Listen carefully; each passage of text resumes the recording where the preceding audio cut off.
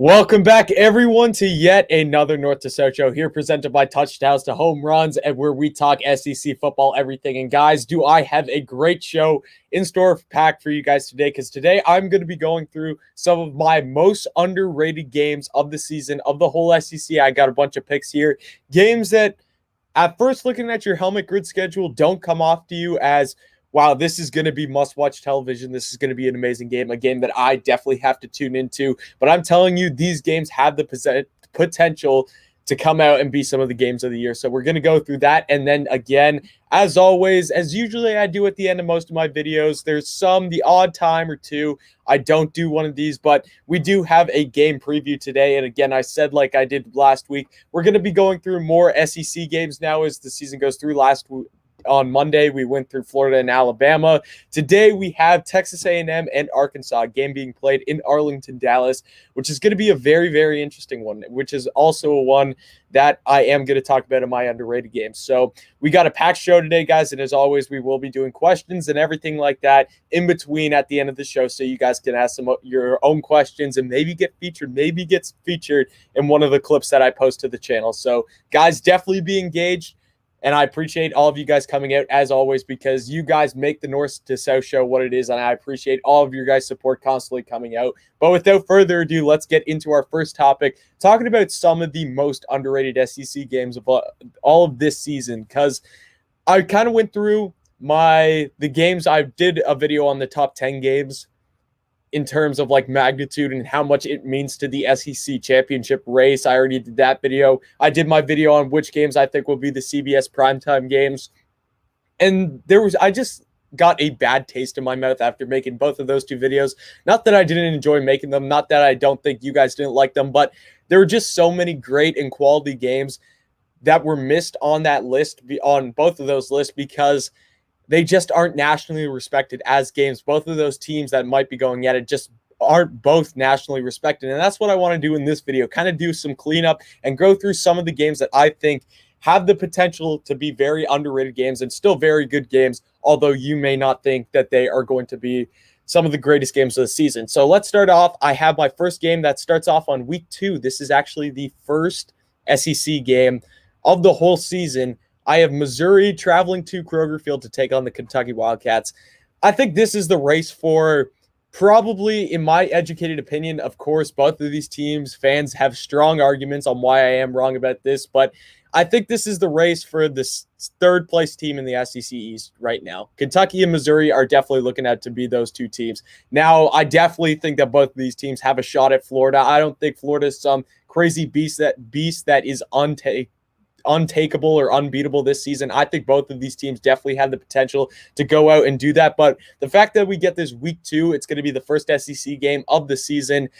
It's just interesting to see how these two teams play out, because it's either one of these teams, it seems like every year in the SEC East, is going to be the surprising team or the shocking team that season. Because you look last year, Missouri actually had a really good season last year. You look a couple years before that, you look to the, 2018 season when Kentucky had like their 11-win season. These two teams are always surprising people, always shocking people year in and year out. To have that week 2 and to have Missouri traveling to Kentucky, I think will definitely be one of the most underrated games of this whole season. So that was my first one. Second one, I have the game that I've already mentioned that we're going to talk about later in this show today. I have Texas A&M and Arkansas. I already talked about this game. I have this game as my CBS primetime game in week 4. I just feel like this is underrated because this is the game that you're going to get after the Alabama-Florida one. Obviously, that is the first CBS game. It's going to be your first primetime game, so that's going to have so much hype.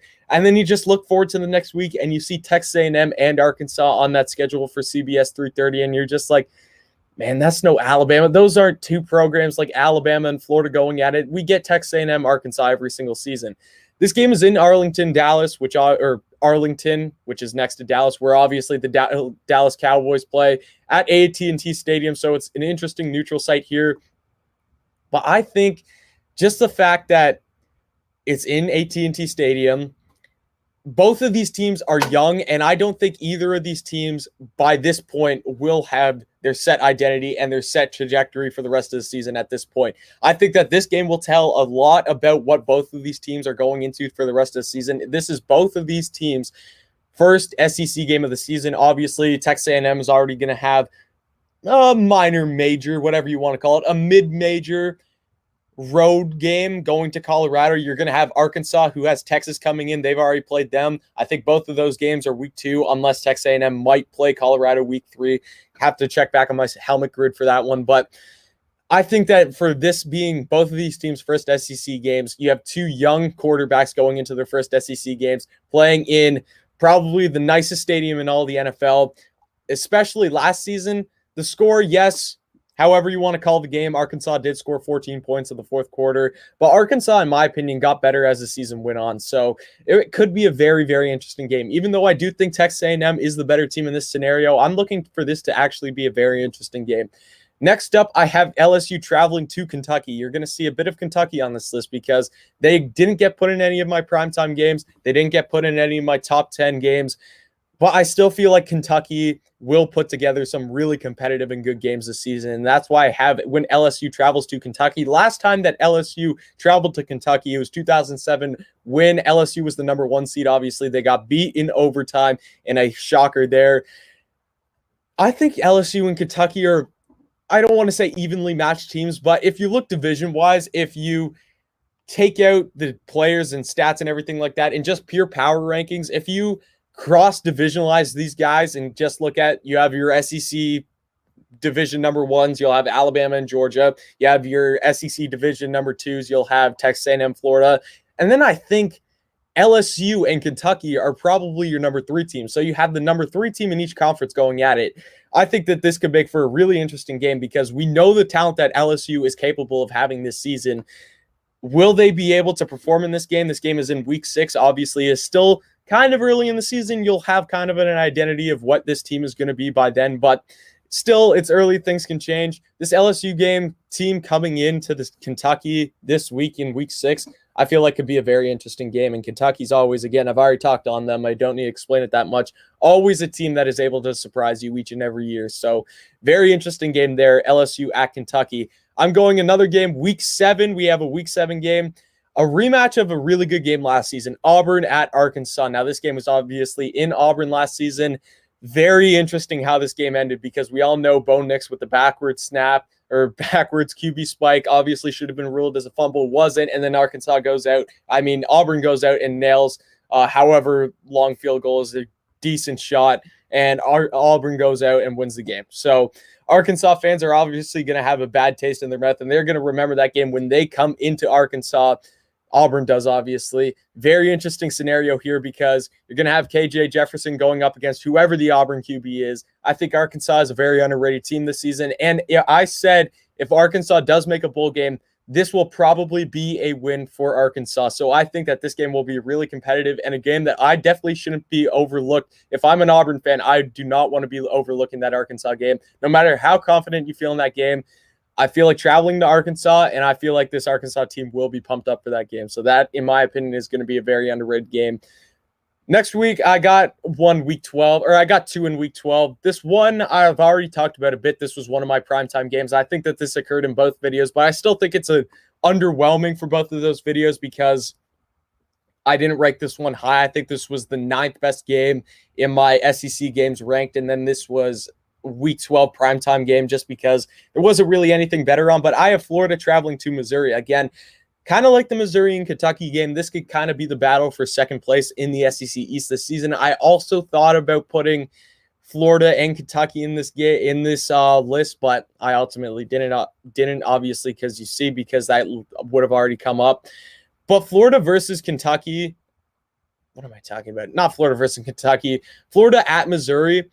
Again, battle for the second place in the SEC. We're going to have a good idea of how both of these teams' seasons are going. Obviously, this could be a completely different scenario from this time right now, June 16th, 2021. This game is not happening till late November, so still lots to be said about both of these teams. So this game could be a complete blowout for either one of these teams. But right now, looking at how I feel about both teams right now, I think this is going to be a really competitive game. And then another game I have in week 12, had to throw in one of my Gamecocks games, the game that I'm probably most excited for all season, Auburn coming back to South Carolina for another game.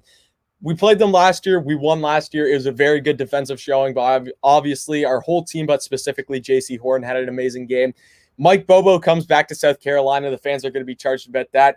Lots of people, there's huge arguments about who's a better running back, Tank Bigsby or Kevin Harris, or maybe even add Marshawn Lloyd in there. Lots of great storylines for this game. And this is personally a game that I'm very excited for. I know that it might not be on your list as an average SEC fan because South Carolina and Auburn, or I'd say more South Carolina, isn't that team, especially this season, that's really going to jump out at you when you see them playing, let's say, Georgia or Florida or anything like that. But a couple years down the road, that's where I'm looking at, and that's where I have Shane Beamer getting this team to, where South Carolina is a team that is going to start to get more primetime games. So I'm a very hopeful fan, but for this season, I think that will be a very underrated game. Lots of great storylines, and I think that this will also be a great and competitive game. Finishing up my last one, I have Week 13, so this is Rivalry Week. This is a game that is being played on a Friday night, already declared as a CBS game, Missouri at Arkansas. Now, Missouri at Arkansas, or Arkansas at Missouri last season, provided us with one of the best games in the SEC all of last season. I was close to putting this as my number one game out of the whole season last year, out of the whole SEC season last year. Ultimately, though, I had to give it to Florida versus LSU. Like, that game was way too good. Just this, everything that was on the line. If there was more on the line in that Arkansas-Missouri game last season, I think that would have probably jumped it. But this game, that has nothing to do with what took away from this game last season, because the game last season was unbelievable. If you didn't watch it, I didn't watch it. I was watching, I can't remember what game I was watching that week, but I didn't watch it. I watched the highlights and everything. Basically, I can't remember. Arkansas had the ball late. They go down and they have to go for 2 or something like that. They score a touchdown. They have to go down and go for 2 to tie the game up. Or it was even to take the lead. I can't remember. I got to rejog my memory on that. But Arkansas goes for a 2-point conversion, and literally the Missouri player has the ball in his hands in the end zone to basically pick it off and seal the game off. But the Arkansas defender, offensive receiver, literally rips it out of his hands to be able to score the 2-point conversion. And then Missouri marches down the field and kicks a game-winning field goal. Unbelievable game, a very high-scoring game. I think it finished out like 50-48, something like that. I think it was exactly 50-48, but that was an amazing game. And a game that should be no different this year because it's being played on a Friday night. We got some high school football vibes going on there. It's going to be a very, very exciting game when we have Missouri traveling to Arkansas. And I have a couple Arkansas games on here. I have a couple of Kentucky games, a couple Missouri. You can start to see a couple Auburn.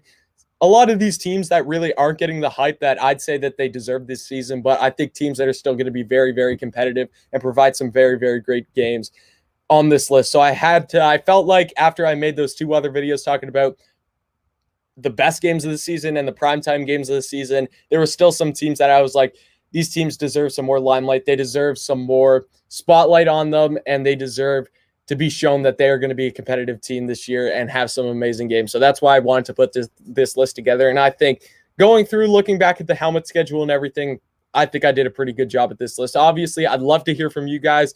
Drop below in the comments. I'd love to hear you guys' thoughts on what is a game that you think is underrated this season that I might have missed. I know I didn't add any Mississippi State games in here. Didn't add any Vanderbilt games in here. I didn't add, who else did I miss? Ole Miss, I felt like I'm really high on a bunch of Ole Miss games, so I didn't really want to say it was underrated, but there are definitely some Ole Miss games that other people could think are underrated. So let me know in the comments, guys, what games do you think will be underrated this season? We got some people in the chat. We got Carter Big 3. I love your show. Appreciate it. As always, Carter. We got MSU #1 fan, and we got Finish Strong. I appreciate all of you guys coming out to the show today, guys. Appreciate it. Next segment, if you guys got any questions, I will be taking questions for a bit. And then if we don't have anything else, we will get into our next segment, which is going to be breaking down the Texas A&M at Arkansas game, which is going to be played in Dallas, Texas, which is going to be a very interesting game. Lots to look forward to and talk about for that game. Question here, can you ask Bernie if we can make a bet for the Michigan game, the Michigan State game? I'll ask him about it. I bet you'll be interested in that. I bet you think his Wolverines will go out and win that game. Although, I don't know how I like Michigan's program right now. They're not in a good spot, I know we mainly talk SEC football here, but that doesn't mean that I am not interested in the Big Ten and everything that they got going on over there. Great conference. But obviously, Michigan State won last year, and that was a game that was really a tipping point for Michigan last year.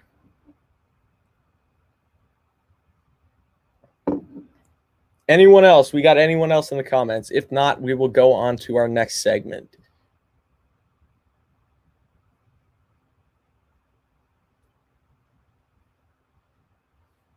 Okay, it looks like we don't have anything else, so we will go on to our next segment talking about this Texas A&M Arkansas game. Now, I already talked about it a bit. I touched on it very, very lightly, talking about our underrated games of the season. I threw that in there, even though I had this as my CBS game for Week 4, when Texas A&M and Arkansas meet at AT&T Stadium, obviously Jerry's World in Arlington, Texas.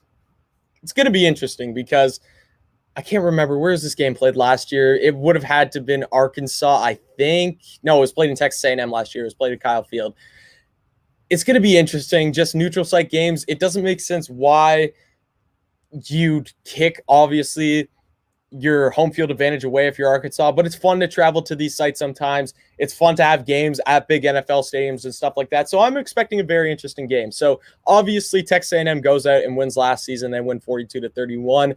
Now, if you're a Texas A&M fan, or first of all, if you just look at the box score and everything like that, you say, hey, for Texas A&M finishing the 5th best team in the country, that's actually a pretty close game, only losing by 11 points. Now, Arkansas did score 14 points in the 4th quarter when Texas A&M didn't score anything. So obviously your score there is 17-42 going into the 4th quarter. So yes, the score in general doesn't really tell the full story of the game last season, but all in all, you could say it was a decently competitive game. Texas A&M just outscored Arkansas each and every quarter, and that built up until obviously the 4th quarter when the game was pretty much called, and Arkansas was able to add on some extra points after that. But I think this game provides a lot of interesting things going in. Obviously, I said this game is going to be Week 4, which means both of these teams have not played an SEC game yet, but both of these teams have had, I'd say Arkansas has had a major non-conference game, and I'd say that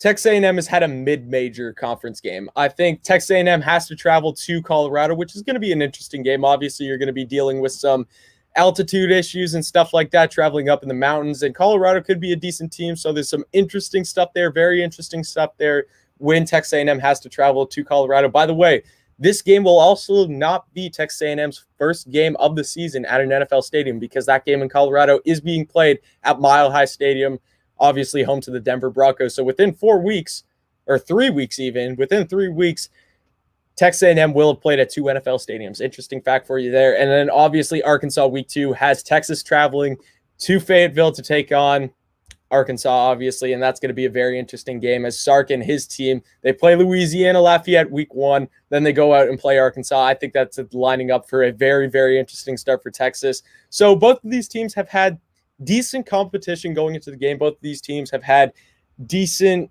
I don't think Arkansas has had any road games up to this point because they start out the season. I can't even remember who they started the season against. Arkansas starts out the season versus Rice, then they play Texas, then Georgia Southern, and then they play Texas A&M at neutral. So the first 3 games, they all get at home. Texas A&M plays Kent State at home, which Kent State actually has a decent offense this season. So that might be an interesting game. You have Texas A&M taking on Colorado, obviously in Colorado, and then they got New Mexico at home. Ultimately, before this game, when they travel to Arlington, Texas. Before I get into talking about like my final thoughts and everything like that and give my final prediction of this game, I'm going to go through the same thing that I did with the Florida and Alabama game, where I'm going to go through each team's keys to the game for both of these teams and what I ultimately think will lead them towards success to be able to win this game. So very interesting for both teams. First of all, for Texas A&M, I think Texas A&M, first of all, my first key is run the ball down Arkansas's throats. I think that Arkansas is a great secondary. Arkansas's linebackers, I think, is the strength of this defense. Their defensive line, I think, is the weak spot of this team. This team was giving up 190 plus rushing yards each and every game, and I think that could be no different this season. Texas A&M, I've already made a video on this when I compare Texas A&M's running back room to Georgia's, who I think are 2 of the best running back rooms in all the nation. Obviously, you got Spiller, you got Etch, Chain. You got Anaya Smith. You got some real talent back there. You have one of the best, if not the best, running back rooms in all the country. Just use it. Arkansas's defensive line is their weakness on that team, and your running back room is the strength. Now, I know that there are some problems with the offensive line that hopefully, if you're a Texas A&M fan, I'd say you're hopeful at this point that that will be fixed, that you will have your offensive line glued by then, but you can never be too sure. So I think one key for Texas A&M, just run the ball down Arkansas's throats. Arkansas obviously showed last season that that was the weakness on their defense, stopping the run game, so really attack that here. I think another thing, Texas A&M really has to eliminate Arkansas's running game because they allowed 200-plus running yards to, I'm pretty sure Traylon Smith was the leading rusher last season at that point. This will only be Haynes King's fourth game, and the O-line, like I said, won't be completely gelled. Basically, what I'm saying in this point is you can't expect the offense to be perfect. You can't go on with this offense that Texas A&M has only coming into week 4 and be like, this is a team that's going to put up 50-plus points in this game. Therefore, I think this defense has to do a job and limit this Arkansas offense to scoring anywhere, I'd say, less than 25 points. If you can limit Arkansas's offense to scoring less than 25 points, I think that will put you in a good spot. And I think if you let Arkansas rush for over 200 yards, that's not going to put you in a good spot to be able to hold them under that 25-point mark that I think will put Texas A&M in a really good position to win. I still think Texas A&M is going to score. I don't think they're going to put up 41 points like they did last year. So you really, really, really want to stress I think you want Arkansas to start passing the ball, and you want to get pressure on KJ Jefferson because that is your strength at Texas A&M. And that's goes into my third key kind of. I think the D-line controls this whole game for Texas A&M. I think that Texas A&M has definitely one of the best defensive lines in the SEC, maybe even in the nation. I look at guys like DeMarvin Leal. Obviously, you got Michael Clemens coming up the edge. There's a lot of talent on this defensive line, and if you're able to get up and stop the run and get lots of pressure in KJ Jefferson's face, I think the game is blown wide open for Texas A&M. They'll start to force them into lots of third down positions and everything like that, where Texas A&M is ultimately able to get the ball back into their offensive hands. And then hopefully the offense is clicking by that point. Obviously, you can really use the rushing game. That's what I said, just run the ball down their throat. But if you have to use the passing game, hopefully Haynes King is warmed up with his receivers, obviously, which I think Texas A&M has some really decent receivers going into the season. You still got Chris Lane. You still got guys like Jalen Weidermeyer. You still got lots of talent. You got Desmond Demas. You still got tons of talent on that Texas A&M receiving course. So those are kind of my three keys for Texas A&M to go out and be able to win this game. Some of my keys for Arkansas. Number one, I have forced Texas A&M into obvious passing situations. I said it. Texas A&M's strength is their running game. They got an absolutely loaded three-headed monster in the backfield in the rushing game. If you're able to force a young, I don't want to say inexperienced, but this is going to be his fourth game of his career, Haynes King. That's obviously if we're expecting that he is, which I do think he will be the starting quarterback for Texas A&M to start the season. If you're forcing him to be in obvious passing situations with a O-line that so-called will not be glued or will not be perfect to this point yet, an inexperienced O-line at Texas A&M, if you're able to force them into those situations with the secondary that Arkansas has, because I really feel like Arkansas's, not only their linebackers, I said that linebackers is probably their strength with Poole, and then you got also Grant Morgan back there at the linebackers, but you also got some really, really good secondary players like Catalan back there for Arkansas. So I think if you force Texas A&M into some real obvious passing situations, I think that's where Arkansas wins in this scenario. Another key that I have for Arkansas is if you're Arkansas and you want to attack on offense, which obviously everyone wants to attack on offense, I'd attack on the passing game, obviously over the rushing game. I think Texas A&M's defensive line is really, really good. And I think if Texas A&M has any weakness on the defense, they got good linebackers, they got good D-line, you're attacking the secondary 110%. And I think that also falls kind of into a strength of Arkansas's is that receiving room. You got some great pass catchers out there for Arkansas. Obviously, Traylon Smith will be there. You're going to have Hudson Henry, at tight end. You got some great pass catchers out there for Arkansas this season. So if you're going to focus on one spot to attack Texas A&M, I'd say you want to attack them in the passing game. Get the ball out, get KJ throwing the ball, and I think you will become very successful. And my other key, I think if you're Arkansas, if you really want to win this game, you got to put up 35 plus points. It's really, really tough for me to call Arkansas to win this game if they do not put up this amount of points. I think Texas A&M is going to put points up on the board. I don't think, again, that they're going to put up 41 points like they did last year, but I still think that Texas A&M is going to touch the 30s. So if you are Arkansas, you got to put up at least 35 plus points if you want a shot at winning this game. That's just my opinion, but that is my keys to the game for Arkansas. So overall, what am I expecting for this game, and what is my final score prediction? I actually have this game starting out as a lower scoring game, unlike last season. Last season, I think you had two really experienced quarterbacks. You had Felipe Franks and you had Kellen Mond.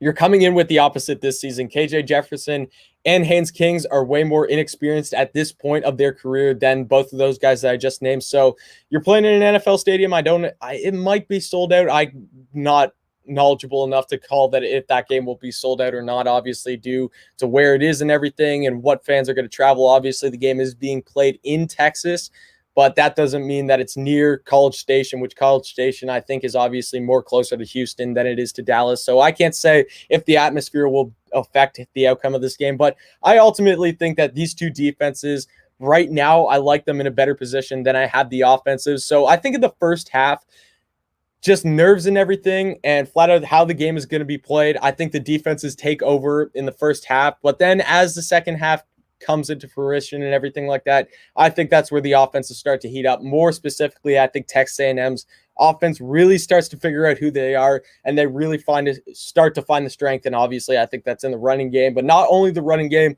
the passing game or the catching game out of the backfield, obviously with Aniyah Smith, I think will also be absolutely huge in this game. And my final score prediction, I have Texas A&M winning this game 31-21. So they limit Arkansas to 21 points, but they only put up 31. So it's not a massive scoring game, at least for college football. It's not a huge scoring game, but I still think 31-21, Texas A&M will win this game. It could be very competitive at the beginning. I wouldn't be surprised if Arkansas makes this a lot more competitive than what a lot of people are thinking it's going to be, but ultimately, I have Texas A&M winning this game at this current point in time.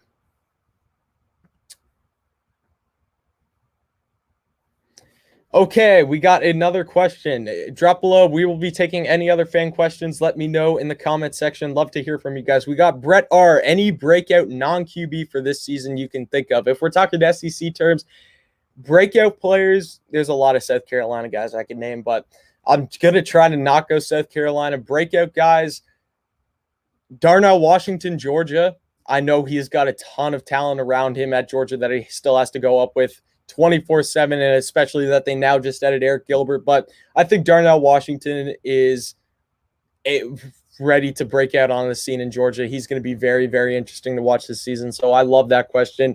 Any other guys that I can think of? I'm trying to go through each and every team because it's hard just thinking of all of 14 teams. Another guy, I said Gamble. I've been talking a lot about Gamble from Florida, the tight end from Florida, him breaking out onto the scene, even though that you obviously have Kyle Pitts gone from there now. I still think people just overlook this guy. I think Gamble is going to have a huge season next year. So I think Gamble and I'd say Darnell Washington are going to be your two. Darnell Washington are going to be your two breakout guys next season. So I love that question. Great question.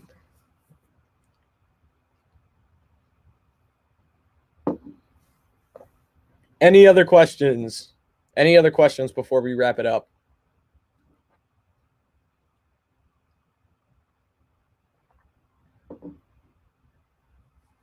Again, appreciate all of you guys tuning in. As always, huge support. I'm trying to think, do we have any other sports coming on tonight? I know that there is a couple NBA basketball games. We got the Jazz playing. We got the Jazz and the Clippers playing tonight. We got the Sixers and the Hawks playing. We got some baseball. My Blue Jays are playing the Yankees today. It's going to be a packed, and also, if you care or not, I'm not a huge soccer fan. I only watch the Italy game because I have friends who are huge soccer fans and everything like that. But there is Euro, so you could be very interested in Euro if you are a big soccer fan. Obviously, I'm a bigger fan of the real football, and that's right here. American football is the one and only football. Give me an amen for that. That is the truth. One and only type of football. Okay, so if we don't have any other questions, it doesn't look like we do. I will wrap up the show right there, guys. So thank you guys for tuning in. Like down below, comment, hit the sub button. Thank you for watching, and definitely come back next time.